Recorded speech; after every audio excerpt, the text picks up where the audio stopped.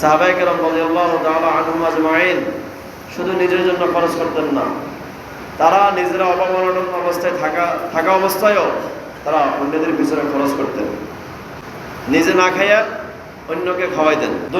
আবু বকর রাদিয়াল্লাহু তাআলা আনহু, হযরত ওমর রাদিয়াল্লাহু তাআলা আনহু প্রতিযোগিতা দিতেন খরচ করার জন্য, প্রতিযোগিতা দিয়ে খরচ করতেন। একবার রাসূল সাল্লাল্লাহু আলাইহি ওয়াসাল্লাম বললেন, মাল জমা করো। ওমর রাদিয়াল্লাহু তাআলা আনহু অনেক বেশি ধনী ছিলেন, আবু বকর রাদিয়াল্লাহু তাআলা আনহু ছিলেন গরিব। ওমর রাদিয়াল্লাহু তাআলা আনহু সম্পদের 2 ভাগ করছেন, 2 ভাগ করে 1 ভাগ নিয়ে আসছেন। আর আবু বকর রাদিয়াল্লাহু তাআলা কাছে তো সম্পদ নাই, যা ছিল ঘরের ভিতরে 4 কেজি 1.5 কেজি যা ছিল ঘরের ভিতরে টোকাইটা একবারে যা আছে সব নিয়ে চলে আসছেন, পরিবারের জন্য কিছু রাখি আসেন। ওনার আবু বকর রাদিয়াল্লাহু তাআলা আনহুর বাবা অন্ধ ছিল,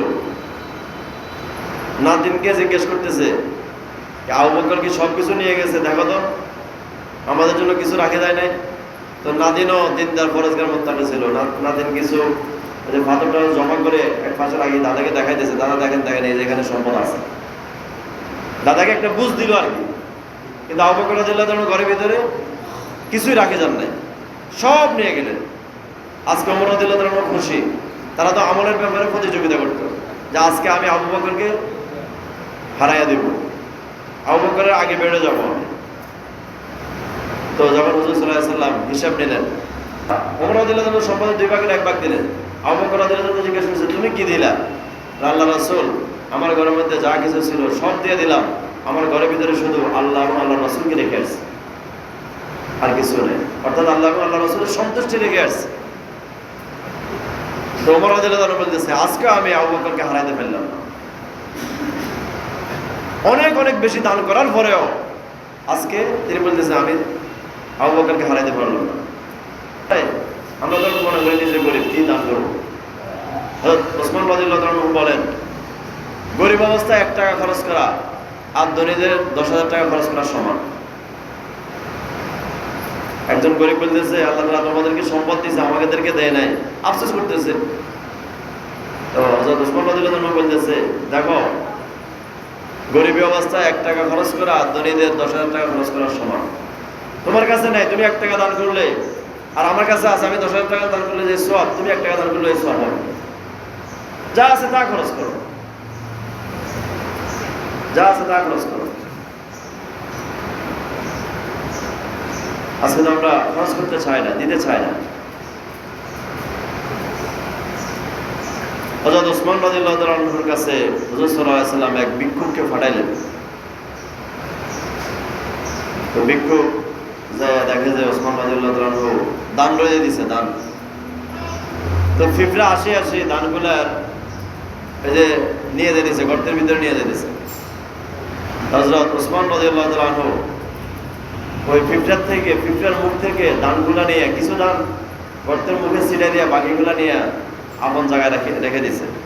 তো ওই ভিক্ষুক আসে এটা দেখলো, ভিক্ষুক চিন্তা করলো, কিরে যে ব্যক্তি এই ফিফরার মুখ থেকে সম্পদ কেড়ে নেয়, রিজিক কেড়ে নেয়, তো সে আমার কি দান করবে? সে তো আমার থেকে আরো বেশি ভিখারি, সে তো আমার থেকে আরো বেশি অসহায়।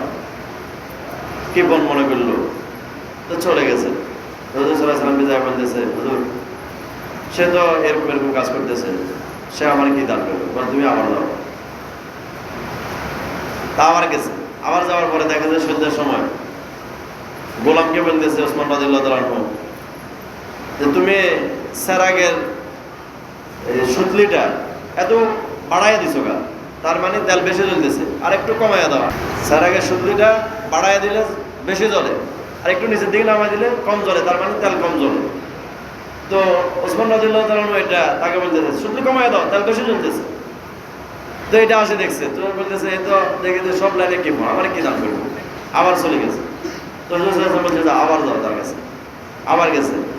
এবার দেখা যাচ্ছে তুলা রয়ে দিতেছে, তুলা উপরে দিয়ে জাল দিয়ে গিরে দিয়ে দিচ্ছে যেন তুলা উড়ে না যায়। তারপরে কিছু তুলা উড়ে চলে যেতেছে। তো ওসমান রাদিয়াল্লাহু তাআলা ওগুলা নিয়ে আবার ভিতরে রাখতেছে, তাই আবার চলে গেছে।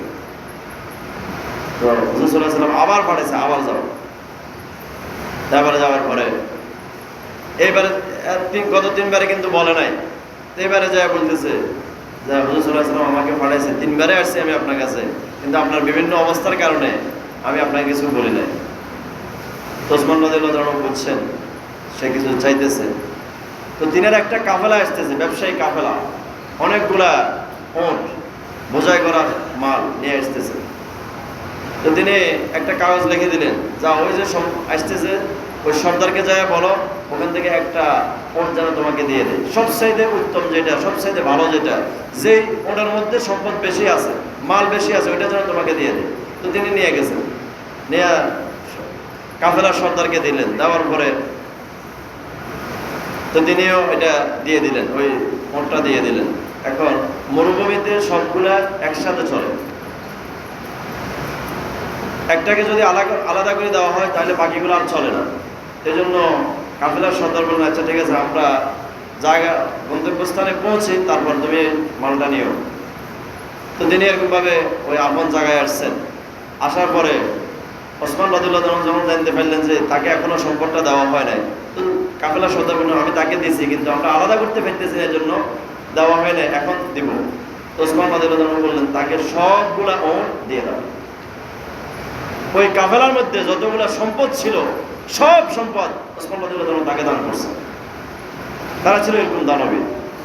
তো ভিক্ষুক আশ্চর্য হয়ে গেলেন, আসলে ব্যাপারটা কি, আপনি সামান্য একটু তুলে উড়ে চলে যাইতেছে, ওইটাকে আপনি নিয়ে আবার জমা করতেছেন, পিঁপড়ার মুখ থেকে খাবার নিয়ে আপনি জমা করতেছেন, তারপরে সারা জোরে চলতেছে, এটাকে কমাই দিতেছেন, বলে এটা আমাকে আল্লাহ তাআলা সম্পদ দিছে, এটা রক্ষণাবেক্ষণের দায়িত্ব আমার, অযথা অহেতুক সম্পদ নষ্ট হতে দেওয়া যায় না। পিঁপড়ার জন্য যতটুকু দরকার ততটুকু আমি তার গর্তের মুখে রেখে আসছি, বাকিটা আমি নিয়ে নিছি, কারণ ওগুলো তার দরকার নেই।